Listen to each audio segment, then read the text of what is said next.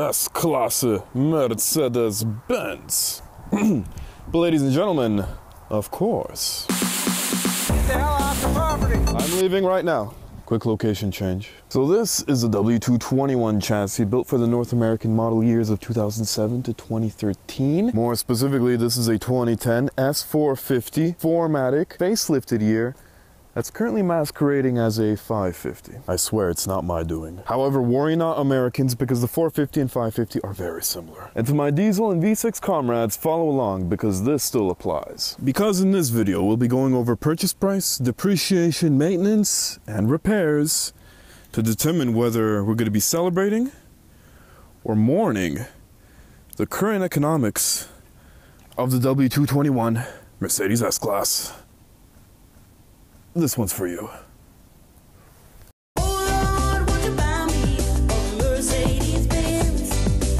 So obviously 2007 is becoming very attractive. Too good to be true for, you know, what you're getting, right? 2013, on the other hand, we're talking over double the price for what seems to be the exact same car, except under the hood, it's not. So check this out. This is how I like to see depreciation and calculate it. You take the youngest car, 2013, you take the oldest car, 2007, you take the difference, chop it up into months, and you can think of it as monthly payments on the car, $22.40. And that's if you buy the 2013. That's a very good monthly payment. You know what? We're gonna go bi-weekly, $112. That's very good. This is literally the same kind of depreciation as you might find in an economy car. Obviously, there's no free lunch here, right? The gamble here is this: is it worth it, even with repairs? And I think it might be. Everybody! Oh Lord, would you buy me a Mercedes-Benz? 07s, 08s, you'd expect those numbers to be a little bit higher, so you know what's going on. Used car dealers, right? Of course, you might notice that the jump between 2010 and 2009 is pretty dramatic. That's because of the facelift, and it's for good reason too. I mean, under the hood, it's a little bit more upgraded, and a whole bunch more things are standard. 2007, honestly, we're gonna get into why later. The rule of thumb is, anyway, you want to stay away. You know what? There's a really good case to be made for the 2009, 2010, and 2012. So, oh Lord, would you buy me a Mercedes-Benz? Observe. You place your hand on what I consider a throne for your palm, and the vehicle's interior and functions become your fingertips kingdom. I do not have to move my hand to touch any of these buttons, which controls pretty much everything you want to control. Up and down with your pinky. This vehicle will turn you into a very lazy human being. Let's go. I need this space. Now! Okay.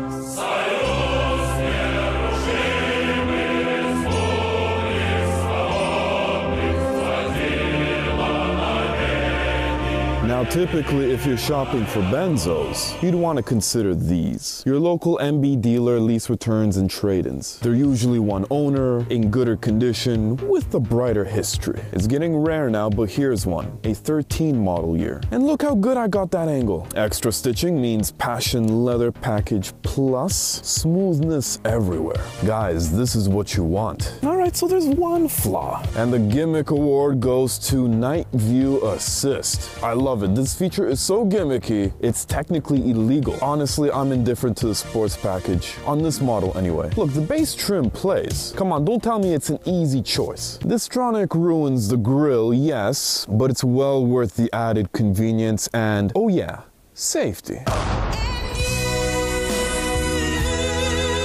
Yes, you'll be just fine. The standard pre-save system means you'll enjoy the most luxurious car crash possible. However, that optional tech package helps you avoid those manslaughter charges altogether. Now that's true luxury. Ladies and gentlemen, for this evening's auction, the city's finest wise guys shall bid on Mandarin Godzilla and Bob the Builder. By the way, please take a moment to drool over this W116 blast from the past S-Class, a near mint condition example. Property of a fellow comrade. And of course, links to all sampled content down below. Some of it's even useful. So, what's the smartest way to service a W221? Why, the Mercedes-Benz dealership, of course. Now look, honestly, I have no business driving a car like this, but this Benzo fell into my lap. I was supposed to sell it, but you know, excuses, explanations, and 2 years, 10 months, and 38,000 kilometers later, I still have it. So let's start with engine oil changes. At the dealership, it's $185, and that includes a car wash and a carpet vacuum. Now, before you call me a sucker, let me explain myself. The bare basic materials in this city will cost you $120 at Walmart, so it doesn't get any cheaper than this. And let's not forget the whole Mercedes customer care experience. You're gonna get smiles, designer cupcakes, water, coffee, juice, lounge seating. I like gimmicks, what can I say? And guess what? This all comes at the same price as you might find at your local corner lube joint. All right, quick note. The service intervals stated by my local dealers anyway is every 20,000 kilometers. Now I know that on the internet there is no consensus on this number. If you think you know better, make your case. And listen, it's not that much of a chore servicing your vehicle at MB. After all, let's not forget what that service department is attached to. An automotive candy store.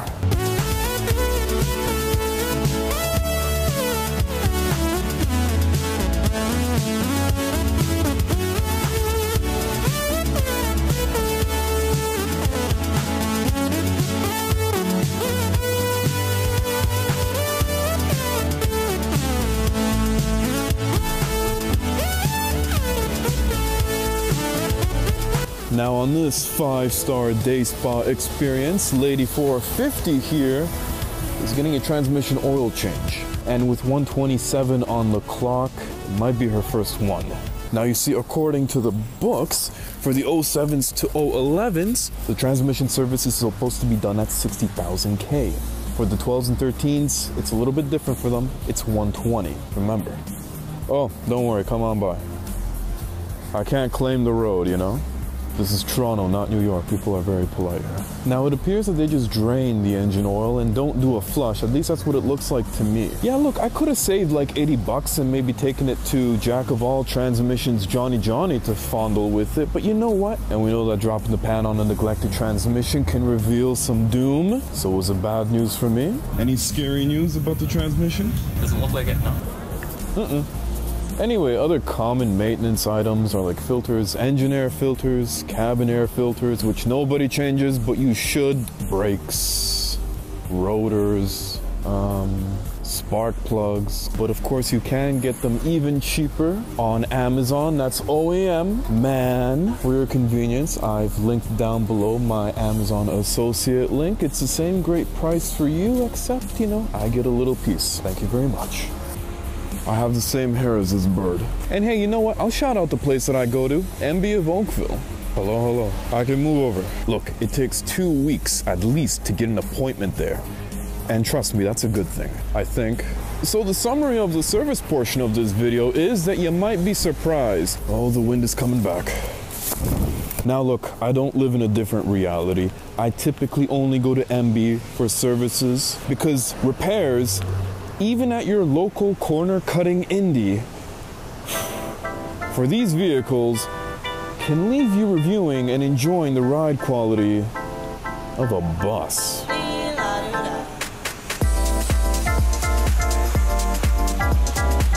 There is one benefit though, there's no responsibility that you have. You just sit down, it doesn't matter what you do. This is a nice feeling. A little bit. Overall, it's a negative experience for sure.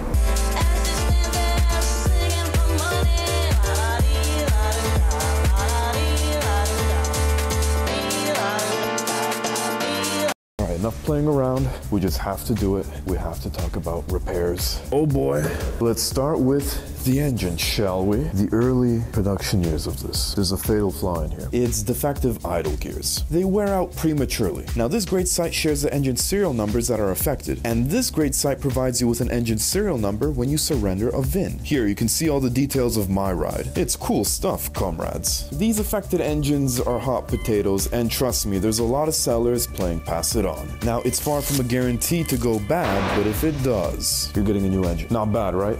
We're gonna show the engine in its naked glory. The next thing is this. This intake manifold has to be removed if one of these McJigger thingies here. Now, of course, I'm referring to the tumble flap actuator. Due to gradual carbon buildup, this plastic may snap, prompting the engine to dance to a funky beat and sing the following codes. The clever online solution is an aluminum version of this McJigger. The part itself is cheap, there's some labor, but there's good how-to videos. Fortunately, you can easily inspect it, and this one is okay. Finally, there's the camshaft position sensors. It's here, and it's here. There's a fourth one that's not as easy to see. They can go bad or leak. It's not that big of a deal because they're cheap. These ones are sweating, but they're not causing any ruckus. Here's a DIY post on the sensor replacement.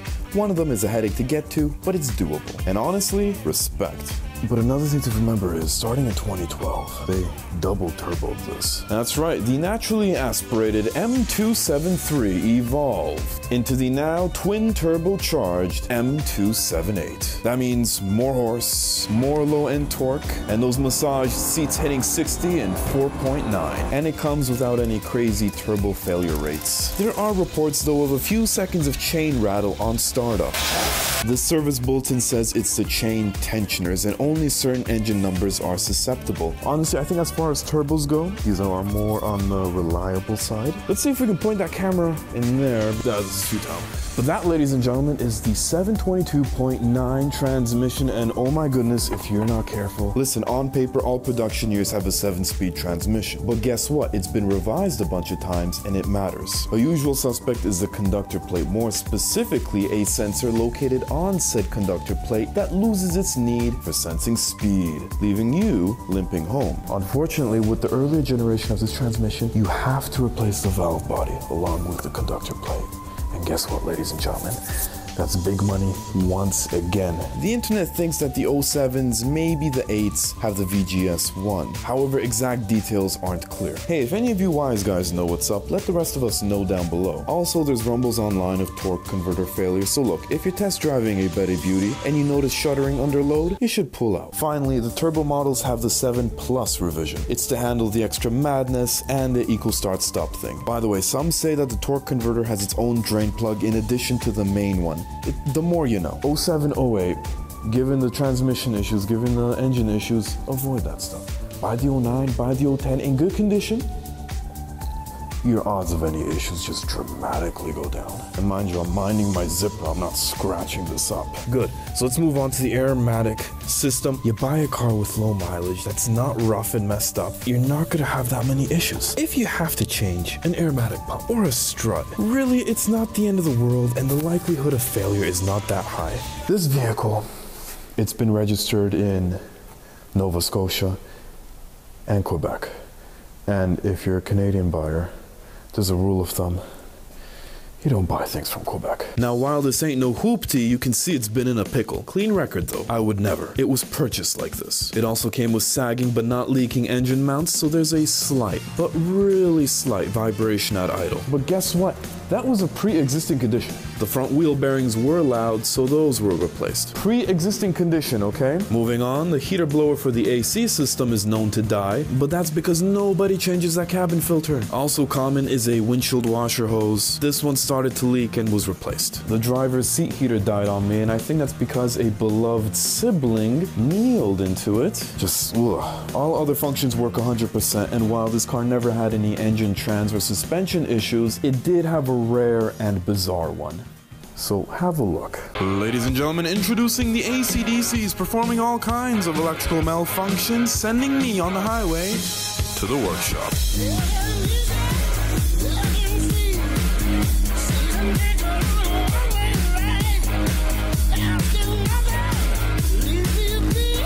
That meant if you put the thing in park, it's not coming out of park. This whole thing started as an occasional ESP warning 8 months earlier that I did nothing about. And when I impromptu showed up at my dealer, I ended up blocking their service entrance. So you had it for the weekend? Mm-hmm. And it didn't do a thing. So the MB mechanic, great guy by the way for putting up with me, he's working on the poor baby. The light show is on, and he gets behind the passenger footwell. Here you can see a CAN distributor. You can see it labeled here. Now the mechanic starts interrogating this CAN, and when he pulls the wire responsible for the steering system, the music stops. The malfunctions go away, the car is shiftable, and the dials go back to normal. The Mercedes verdict, an electro-hydraulic power steering module needs replacing. Ouch. Plus, they said this one looks like it was previously tampered with. And for the whole ordeal, deal. Knowing the fix itself would go to the Indy, they charged me an hour of diagnostic and they gave me a CLA for the weekend. On the house. How's that for a generous story? You know, this is a very stylish car. How many sedans do you see with fenders like this? And the rears are the best. It's like a beautiful mess. Look at that silly gimmick with the door lights. And if you as well enjoy such quality accessories, consider my Amazon links below. We're mentioning that things go wrong in this vehicle. Do you know how elaborate and complicated this thing is? Compared to the traditional, typical, whatever the heck else is out there? Oh boy, you don't understand. You've got to remember the big picture. Is anyone here? Sorry if I'm yelling, but it's for a video. You've got to remember, there is nothing simple on this car. Case in point, the AC system. Yes, of course, dual zone and airflow type options, from focus to mono to diffuse when your eyeballs are feeling sensitive. And the temperatures in the footwell can be different from the rest of the car, hotter or cooler by 2 degrees. But that's just the beginning of it, because the AC system in this vehicle keeps track of the position of the sun. It literally knows where it is. There's sensors on the hood that measure its angle and incidence. This way the vehicle can automatically adjust the temperature inside based on what side of the vehicle is being hit with sun rays or whatever. It's madness. There's some kind of ducks here that I've never seen before. These features are all delivered while the brand still maintains a way above average reliability rating. JD Power, look at this. Surprise, surprise. Consistently way above average reliability. Ugh. Of course, Lexus always kicking ass. Respect. I mean, we're all aware of all the features in this car, right? I don't have to do a review. It's unnecessary, right? Oh no. No, okay, you're pulling my leg. I gotta do a review. Fine. Actually, I want to do a review. Let's do a review. Standard keyless go. There's that traffic hold function. The trunk also closes from the inside. Even the glove box here is climate controlled. Let's see Paul Allen's pen. The massage seats, I only use them to impress the passengers. No Bluetooth audio, ever. The E-Class got it before the S. Yeah, there's some scratches. You'll enjoy your fully powered parking lot intimacy shades. Well, congratulations. All S550s are long bodies, and practically none have the rear seating package, which in America is the only way to get the rear seats heated. Oh, Canada, standard. This S450 is a shorty. What's in your console? Insulation. Do you see how thick that is? This button lets you keep the climate control going for up to 30 minutes after the engine is shut off. So much good stuff. Only genuine Mercedes lamps will have that little emblem in the corner. That's how you know. The W means it was properly manufactured in Germany. Listen, I'm not holding hands here. We're going real quick. Infrared, reflecting, and noise insulating glass. Yeah, what else is new? Notice how that chrome accenting just tapers off? Just look at that mess. Alright, the hood, front fender, both doors, and trunk lid are aluminum. The rear fender and the roof are steel. Headlamp washers that I can't get to work. Gotta call the Indy about that. Yes, some manual labor is required. Active contouring, aka German bondage. Call your attorney. S-classes of old had pneumatic soft closed doors and locks. That means they were super quiet. This electric setup is not, but it lasts longer. There is one feature on this vehicle, however, that truly deserves its own montage.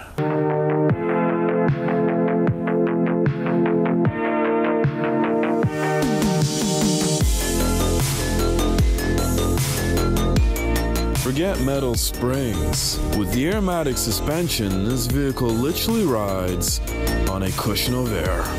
And with adaptive dampening, each wheel is individually electronically controlled to make sure that your butt is more comfortable than the schmucks behind you.